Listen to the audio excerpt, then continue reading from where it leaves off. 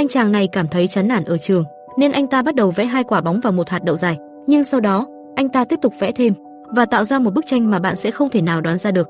Đáng tiếc là giáo viên của anh ta đã nhìn thấy bức vẽ và đã đình chỉ học anh trong 7 ngày. Điều tồi tệ nhất là trường sẽ đóng cửa cho tất cả những ai thích điều đó.